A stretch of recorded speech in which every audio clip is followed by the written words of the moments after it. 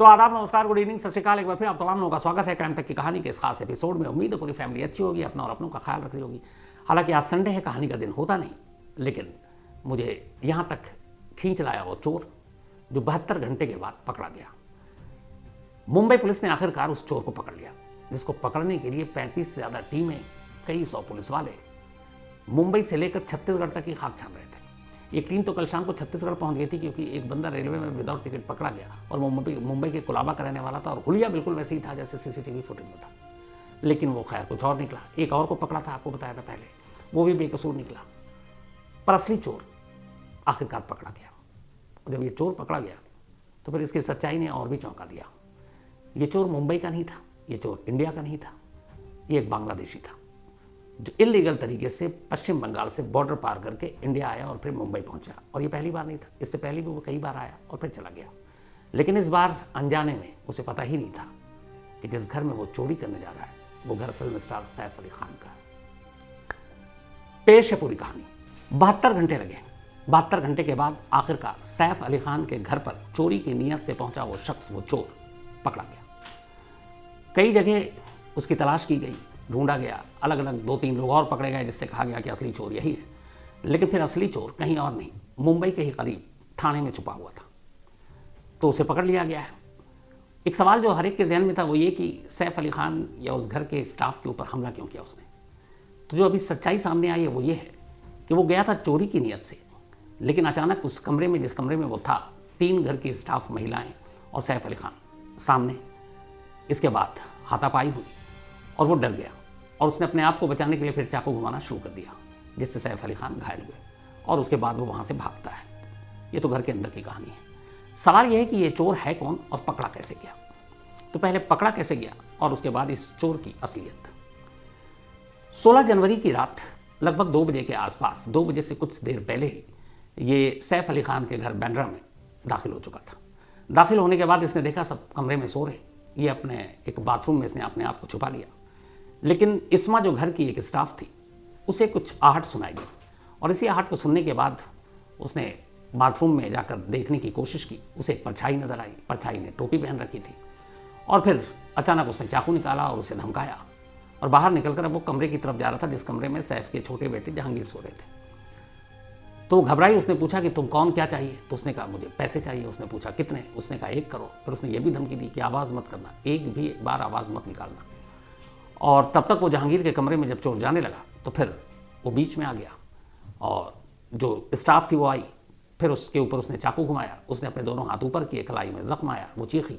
इसके बाद दूसरी स्टाफ जागी। फिर ऊपर के कमरे में सैफ अली खान थे। आवाज़ सुनकर वो नीचे आए और अब चोर के साथ एक साथ गुत्थम गुत्थी शुरू हो गई, जिसमें सैफ को चोट आई। बाद में चोर पे काबू भी पा लिया गया और उसको उस कमरे के अंदर एक बंद करके सारे बाहर आ गए और सारी जो घर की स्टाफ थी, फीमेल मेंबर, सैफ ने उनको ऊपरी फ्लोर पे भेज दिया। कुछ देर के बाद दरवाज़ा खोल कर कि चोर कहाँ है देखने की कोशिश की गई तो पता चला कमरा खाली है, चोर भाग चुका है। उस कमरे में एक खिड़की थी और उसी रास्ते से भागा। इसके बाद सैफ अस्पताल पहुँचते हैं, वहाँ सर्जरी होती है। एक टूटे हुए चाकू का टुकड़ा निकाला जाता है उनकी रीढ़ की हड्डी के पास से। चाकू बहुत लंबा नहीं था, इसलिए सैफ अली खान एक तरह से बच गए। अगर चाकू बड़ा होता, डीप वार होता तो कुछ भी हो सकता था।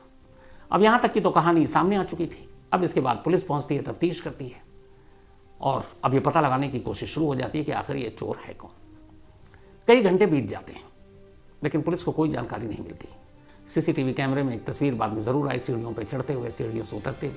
ये वही तस्वीर है जो उस रात की है, एक चढ़ता हुआ एक उतरता हुआ। जब ये ऊपर चढ़ा है तब नंगे पाँव है, जूते नहीं पहन रखे हैं। कहा गया प्रोफेशनल चोर आमतौर पर आहट ना हो, आवाज़ ना हो, तो इसलिए नंगे पाँव घर में दाखिल होते हैं।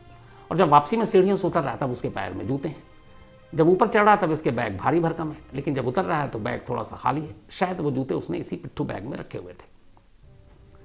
अब इन 2 तस्वीर और 2 जो चेहरे कैद हुए थे उनके सहारे जाते हुए तो उसने चेहरे को ढक रखा था ऑरेंज कलर के उस कपड़े से। वापसी में चेहरा खुला हुआ था तो इसलिए चेहरा पहचान में आ गया। अब पुलिस की तफ्तीश शुरू होती है। आसपास पुलिस के लिए इस वक्त सबसे बड़ा हथियार सीसीटीवी कैमरा ही है।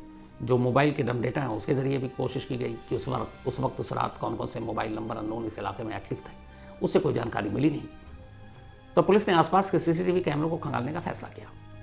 सबसे पहले चूंकि बांद्रा रेलवे स्टेशन ही था तो अमूमन ऐसा कई बार ऐसे इंसिडेंट के बाद जो आरोपी होते हैं वो ट्रेन से भागते हैं, लोकल ट्रेन से।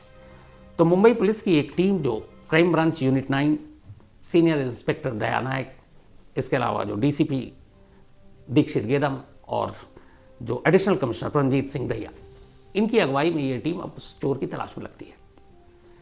सबसे पहली कामयाबी मिलती है बांद्रा रेलवे स्टेशन पर 8:36, यही वो वक्त था जब बांद्रा रेलवे स्टेशन पर वही शख्स दिखाई देता है जो सैफ अली खान के घर की सीढ़ियों पर नजर आया था।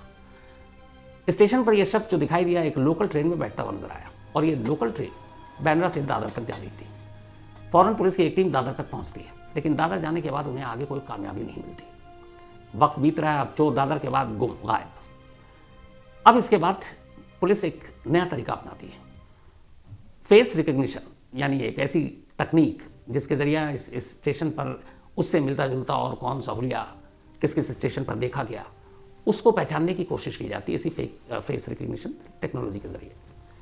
तो जब अब उसके जरिए छानबीन शुरू हुई तो एक और चीज़ पता चली, सेम इसी चेहरे वाला एक शख्स 1 जनवरी को बांद्रा रेलवे स्टेशन पर नजर आया था, उसी बांद्रा पर जिससे ये 16 को गया है 8:36 पर, यानी उससे 15 दिन भी पहले ये बांद्रा आया था और उसी रेलवे स्टेशन पर उस फेस रिकग्निशन टेक्निक से उसका चेहरा हूबहू मिल गया।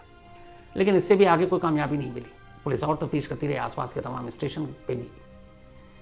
इसके बाद फिर एक दूसरी तस्वीर मिलती है 9 जनवरी की।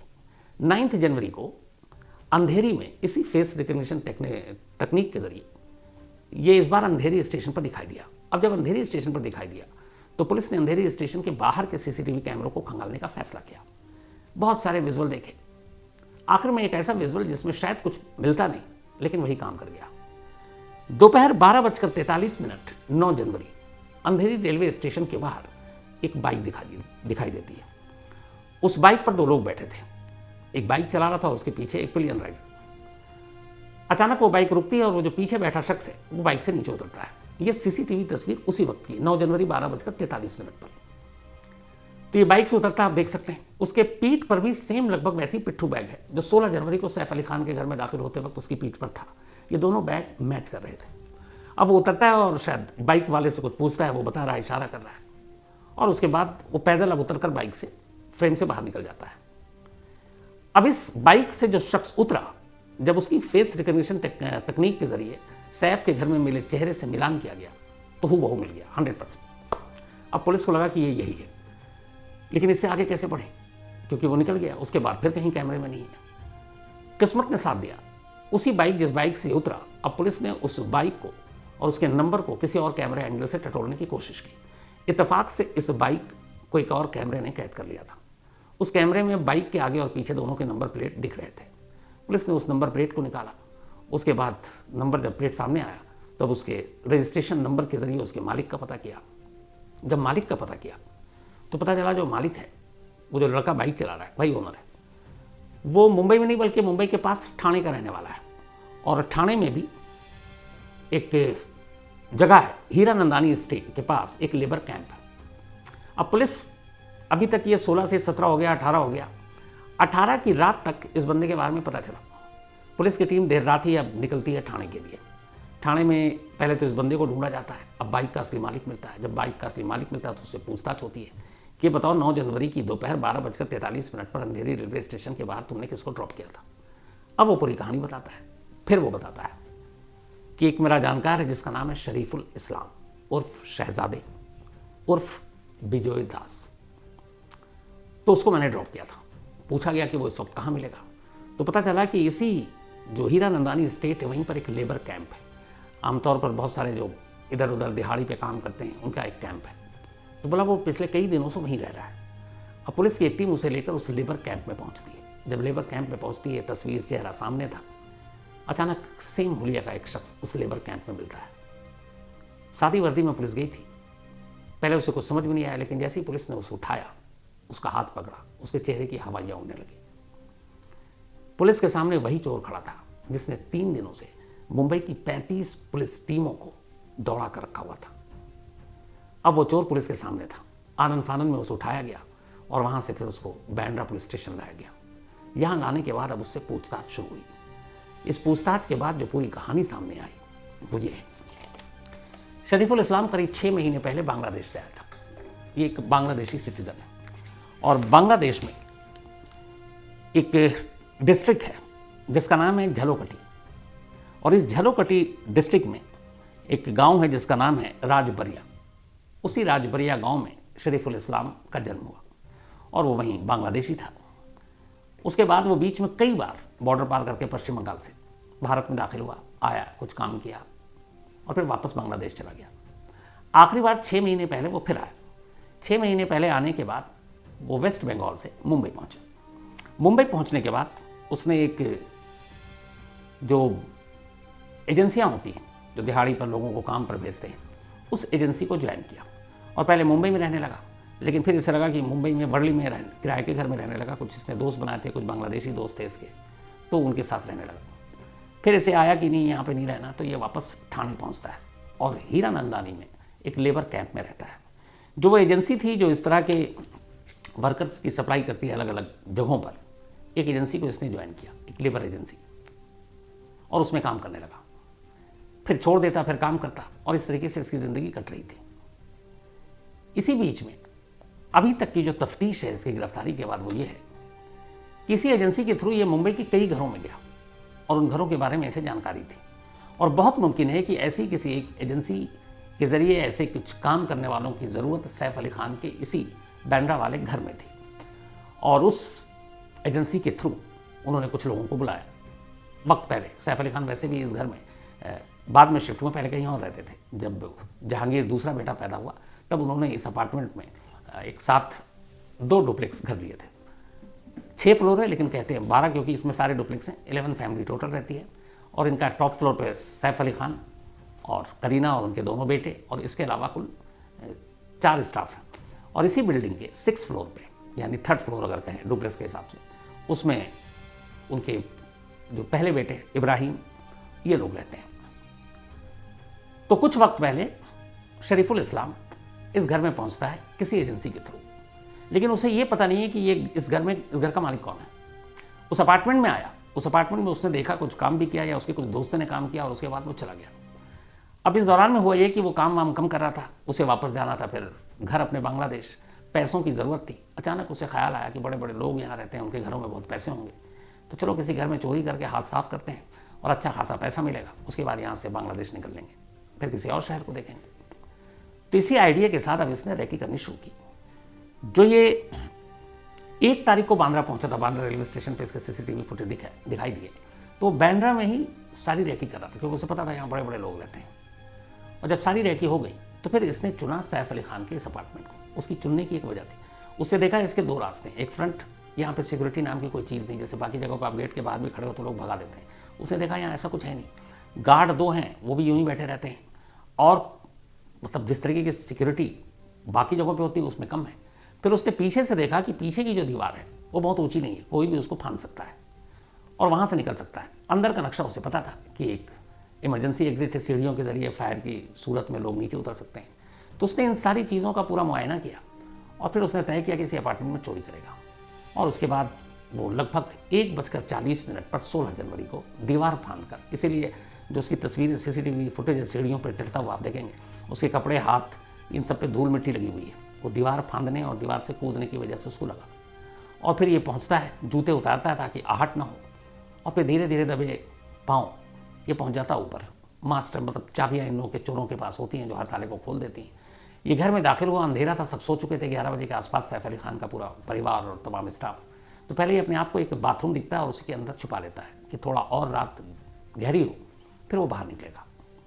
लेकिन फिर एक स्टाफ को आहट सुनाई देती है और उसके पहले की कहानी आपको पता है। तो अब जब सारे लोग आ गए तो इसका मकसद था चोरी करना, लेकिन अब ये घबरा गया।